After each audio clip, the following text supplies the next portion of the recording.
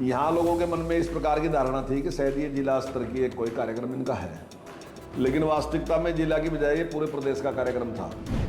तो मैं समझता हूँ कि 2014 से पहले जब सरकार थी कांग्रेस की, तो यमुनानगर, अम्बाड़ा, पंचकुला, करनाल, कुरुक्षेत्र, इसको तो वो हरियाणा में नहीं मानते थे। तो सर, जिस तरीके से घोषणाएं की गई और कहा गया कि 500 रुपये से ज़्यादा सिलेंडर नहीं बढ़ेगा, पुरानी पेंशन जो है वो लागू की जाएगी अगर वो सरकार में आते हैं, इस तरीके से और भी घोषणाएं की गई। आज आपके सामने है कि हम 24 घंटे बिजली दे रहे, हमने बिजली के रेट भी 40% डाउन कर दिए और आज हम 2000 करोड़ के प्रॉफिट में। लेकिन हमारे से पूर्व सरकार जो थी उसके टाइम में बिजली महंगी थी, 24 घंटे थी भी नहीं, वो 27,000 करोड़ के घाटे में था। और इसका ये भी आरोप है कि सभी वर्ग दुखी हैं, चाहे वो कर्मचारी हैं, व्यापारी हैं, कारोबारी हैं, और बहुत सारे ऐसे युवा हैं जो पलायन कर रहे हैं, विदेशों में जा रहे हैं क्योंकि यहाँ उनको रोजगार नहीं मिल रहा। हरियाणा के शिक्षा मंत्री चौधरी कंवरपाल एक बार फिर हमारे साथ जुड़ चुके हैं। सर, विपक्ष आपके समक्ष कार्यक्रम हो रहे हैं, कांग्रेस के यमुनानगर में रैली की गई और ये अनाउंस किया गया कि ये एक तरह से सत्ता परिवर्तन की लहर है, आप कैसे देखते हैं?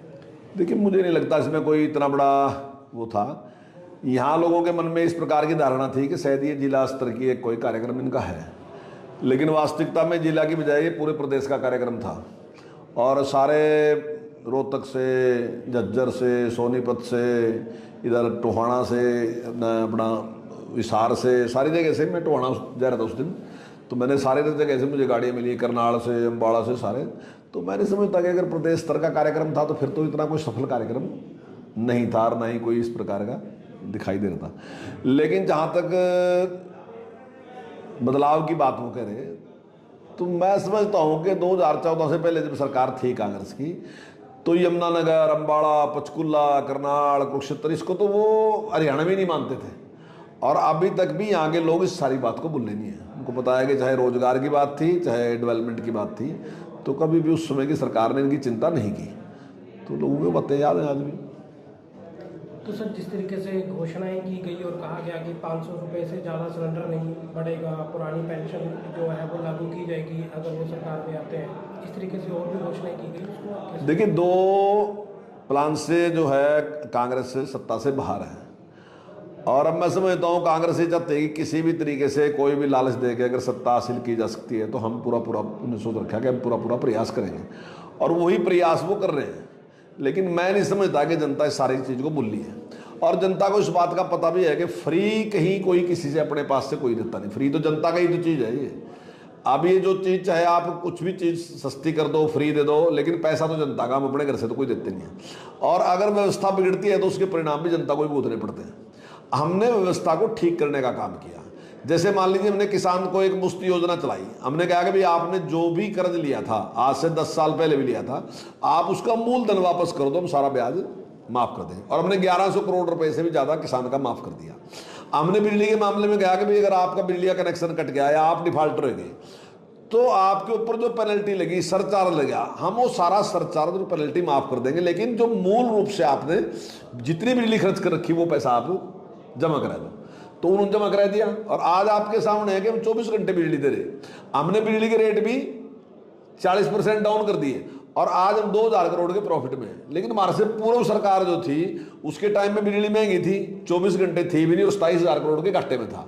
तो ये प्रॉफिट भी जनता का ही है और वो घाटा भी जनता का ही था। लेकिन हमने किसी के साथ भी वादा नहीं किया था जब हमने सरकार वोट मांगने गए कि हम ऐसा करेंगे। हमें बीच में लगा कि इसकी जरूरत है। मान लीजिए हमने आज टैब दिया बच्चों को, तो हमने टैब उस टाइम नहीं दिया कि जिस टाइम बच्चों का पेपर होगा तब वो माँ बाप के पास आएंगे, मैं आपके बच्चों को टैब देंगे, हमें वोट दो। हमने कहा कि इन बच्चों को जरूरत है और हमने तुरंत निर्णय लिया और हमने वो कर दिया। हमने 3 साल पहले कर दिया चुनाव से और हमने कर दिया उसको सारे को। तो हम समझते हैं कि जो जरूरत है वो काम करना चाहिए, केवल इसलिए नहीं कि जनता के सामने खड़े कर होगे कहोगे भाई आप हमें वोट दो, हम आपको ये चीज़ देंगे। तो हम तो जनता के ट्रस्टी हैं, चीज़ तो जनता की है सारी की सारी, हम उसके लिए ही काम कर रहे हैं। हम जिस निष्पक्षता के साथ बीजेपी काम कर रही, तो मैं समझता हूँ कि जनता का जो विश्वास है वो भारतीय जनता पार्टी के ऊपर ही है। कांग्रेस का ये भी आरोप है कि सभी वर्ग दुखी हैं, चाहे वो कर्मचारी हैं, व्यापारी हैं, कारोबारी हैं, और बहुत सारे ऐसे युवा हैं जो पलायन कर रहे हैं, विदेशों में जा रहे हैं क्योंकि यहाँ उनको रोजगार नहीं मिल रहा। नहीं, देखिए, विदेश में जाने का जो क्रेज है वो आज से नहीं है, पहले से है लोगों का। वो एक अलग टाइप का मुद्दा है, वो बेरोजगारी का मुद्दा नहीं है कि बेरोजगारी की वजह से कोई बाहर जा रहा। बेरोजगारी मैं ये मानता हूँ कि हैं बेरोजगार भी, ऐसी बात नहीं है, कुछ परसेंटेज, लेकिन उतनी परसेंटेज हमेशा से रही, कोई अब की बार नहीं, पहले भी इस प्रकार की बेरोजगारी थी। लेकिन सभी वर्ग जो हैं वो संतुष्ट हैं। हाँ, टाइम टाइम पे कुछ समस्याएं सामने आती हैं। अब जैसे प्लाई बोर्ड की है, प्लाई बोर्ड की अपनी एक समस्या है, वो आज उन्होंने कल भी व्यक्त करी होगी, ठीक है, उनके प्रकार से। लेकिन एक टाइम में किसान की बड़ी समस्या थी, आज किसान की समस्या नहीं है।